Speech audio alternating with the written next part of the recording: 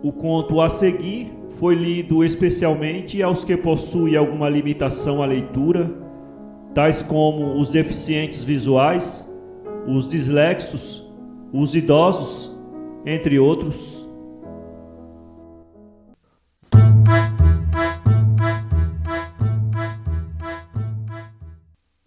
A Desconhecida, de Guy de Maupassant, tradução de Pedro Ferraz do Amaral, voz Iba Mendes. Falava-se de aventuras amorosas e cada qual contava casos estranhos, encontros surpreendentes e deliciosos num vagão, num hotel, no estrangeiro, numa praia. A praia, no dizer de Roger de Anettes, eram singularmente propícias ao amor. Consultou-se Gontran, que permanecia calado. Paris é ainda o que há de melhor, disse ele. As mulheres são como os bibelôs, apreciamo-las mais nos lugares onde menos esperamos encontrá-las, mas só em Paris encontramos as verdadeiramente raras. Calou-se alguns segundos, depois prosseguiu. Irra, é lindo. Caminha-se numa bela manhã de primavera pelas nossas ruas. Elas têm o ar de eclodirem como flores, as mulherinhas que trotam ao longo das casas. Que lindo espetáculo! Recende a violeta à beira das calçadas, a violeta que passa nos carrinhos lentos empurrados pelas mercadoras. É alegre a cidade e a gente observa as mulheres com a breca, como são tentadoras, com os seus vestidos claros, aqueles vestidos leves que entremostram a pele. Flana-se de nariz para o ar e espírito alerta, flana-se, fareja-se, espreita-se. São loucamente gostosas essas manhãs. Vemo-la vir de longe, distinguimo-la e reconhecemo-la a 100 passos aquela que nos vai agradar. Adivinhamo-la pela flor do chapéu, pelo mover da cabeça, pelo andar. Ela chega, dizemo-nos, atenção, ei-la, e vamos ao encontro dela, devorando-a com os olhos. Será uma rapariguinha que faz suas compras, uma jovem que volta da igreja ou que vai à casa de seu amante? Que importa? O colo arredonda-se-lhe sobre o corpinho transparente. Oh, se pudesse meter o dedo por baixo, o dedo ou os lábios? O olhar, tímido ou atrevido, a cabeça morena ou loira, que importa? Se roçamos por aquela mulher que passa, corre-nos um arrepio pela espinha. E como a desejamos até a noite, essa a quem encontramos assim. Certo, guardei a recordação de uma vintena de criaturas vistas desta maneira, uma vez ou 10 vezes, pelas quais loucamente me apaixonaria se as tivesse conhecido mais intimamente. Mas essa a que amaríamos perdidamente, jamais as conhecemos. Já notaram isso? Que coisa esquisita! Vemos de quando em quando mulheres cuja só vista nos arruína de desejos, mas essa vemo-la apenas. Quando penso em todas as criaturas adoráveis a que acotovelei nas ruas de Paris, chego a ter acessos de fúria. Onde estão elas? Quem são? Onde encontrá-las? Onde revê-las? Diz um provérbio que se passa frequentemente ao lado da felicidade. Pois bem, estou certo de que já passei mais de uma vez ao lado daquela que me prenderia como a um pinta-roxo com a isca de sua carne fresca. Roger des Annettes, que escutara sorrindo, respondeu: conheço isso tão bem quanto você. Eis o que me aconteceu. Há cerca de 5 anos, encontrei pela primeira vez, na ponte de Concórdia, uma grande rapariga um tanto forte, que me causou uma impressão, mas uma impressão espantosa. Era uma morena bem nutrida, de cabelos luzidios que lhe tomavam a testa e sobrancelhas que ligavam os olhos sobre o grande arco que ia de uma têmpora a outra. Como sonhamos com bosques amados, vendo um buquê na mesa. Tinha um talhe bem torneado, os seios muito salientes, como um desafio, oferecidos como uma tentação. Os olhos pareciam borrões de tinta no esmalte branco. Não eram olhos, mas buracos negros, profundos buracos abertos na cabeça daquela mulher, pelos quais se via dentro dela, pelos quais se entrava nela. Oh, aquele estranho olhar opaco e vazio, sem pensamento e tão lindo. Imaginei que fosse judia, seguia, muitos homens se viravam. Ela caminhava bamboleando de maneira pouco graciosa, mas perturbadora. Tomou um fiacre na Praça da Concórdia e eu fiquei como que bestificado junto do obelisco, presa da mais forte emoção de desejo que jamais me assaltara. Pensei nela no mínimo durante 3 semanas, depois esquecia. Revi-a 6 meses depois, na rua de Lapá. Avistando-a, senti um tremor no coração, como quem se reencontra uma amante outrora loucamente amada. Parei para vê-la melhor. Quando ela passou por mim, quase me tocando, pareceu-me estar diante da boca de um forno. Depois, quando se afastou, tive a sensação de um vento fresco que me corria pelo rosto. Não a segui. Arreceava-me de cometer alguma tolice, receio de mim mesmo. Ela frequentou muitas vezes meus sonhos, conheci tais obsessões. Passei 1 ano sem encontrá-la. Depois, uma tarde, ao pôr do sol pelo mês de maio, reconheci-a nos Campos Elíseos. O arco da Itole desenhava-se na cortina de fogo do céu. Pairava no ar uma poeira de ouro, uma névoa de claridade vermelha. Era uma dessas tardes deliciosas que são as apoteoses de Paris. E eu a seguia com um desejo furioso de lhe falar, de me ajoelhar, de dizer-lhe da emoção que me estrangulava. 2 vezes passei por ela e voltei.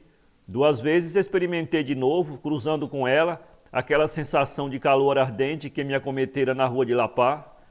Ela me olhou, depois vi-a entrar numa casa da rua de Presburgo. Esperei-a 2 horas à porta, não saiu.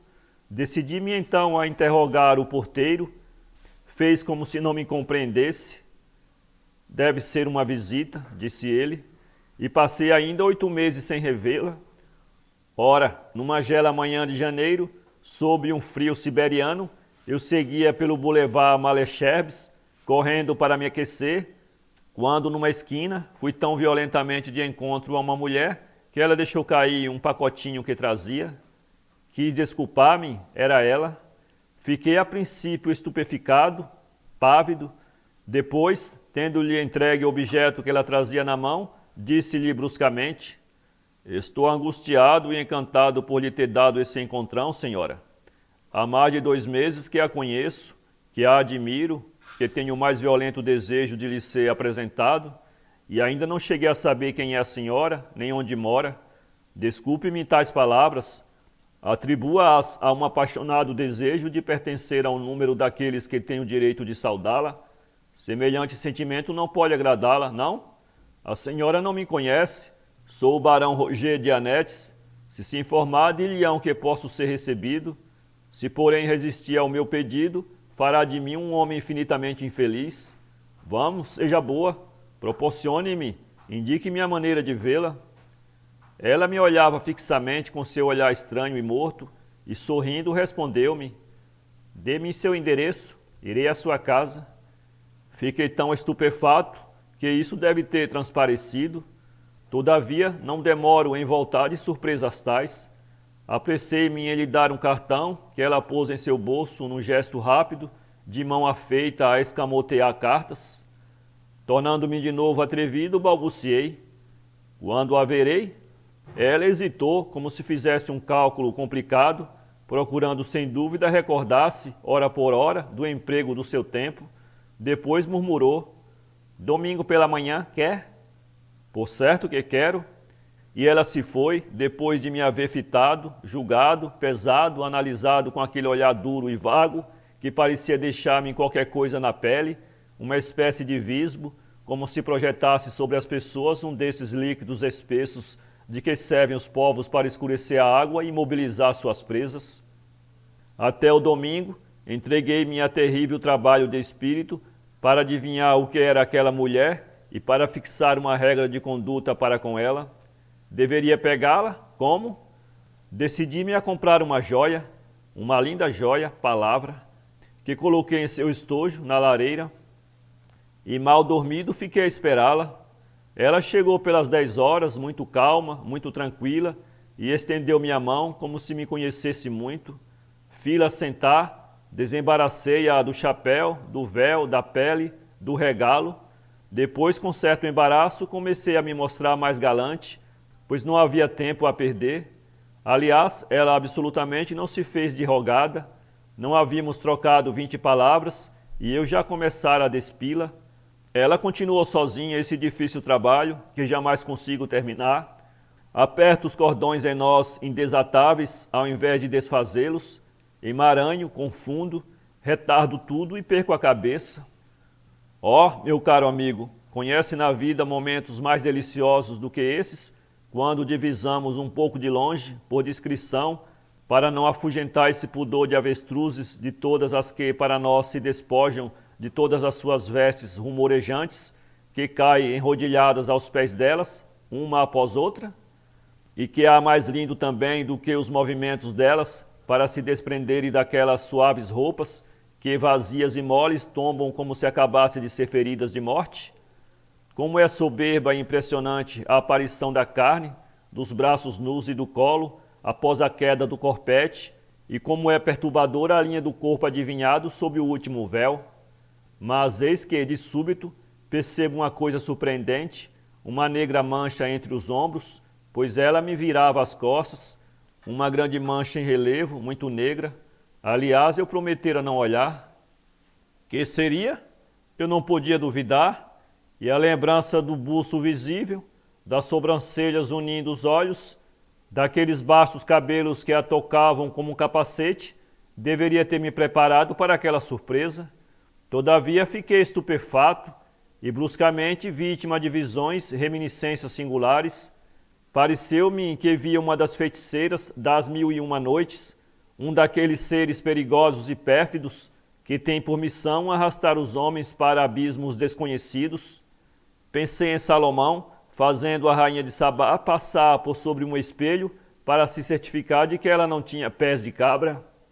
E quando foi preciso cantar-lhe a minha canção de amor, descobri que não tinha mais voz, nem mais um fio, meu caro. Perdão, eu tinha uma voz de cantor do Papa, com que ela se espantou a princípio e depois se agastou absolutamente, pois tornando-se a vestir às pressas, disse: não valia a pena incomodar-me. Quis fazê-la aceitar o anel que lhe comprara, porém ela articulou com tanta arrogância: por quem me toma, senhor? Que corei até as orelhas ante aquele rol de humilhações, e ela se foi sem ajuntar palavra. Eis toda a minha aventura, mas o que há de pior é que agora estou apaixonado por ela, loucamente apaixonado. Não mais posso ver mulher sem pensar nela. Todas as outras me repugnam, me desagradam, a não ser que se pareçam com ela. Não posso dar um beijo numa face sem ver a face dela ao lado daquela que estou beijando, e sem sofrer horrivelmente do desejo insatisfeito que me tortura. Ela assiste a todos os meus encontros de amor, a todas as minhas carícias, que ela me impõe a perder, que me torna odiosas.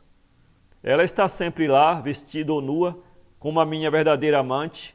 Está lá pertinho da outra, de pé ou deitada, visível, mas inacessível.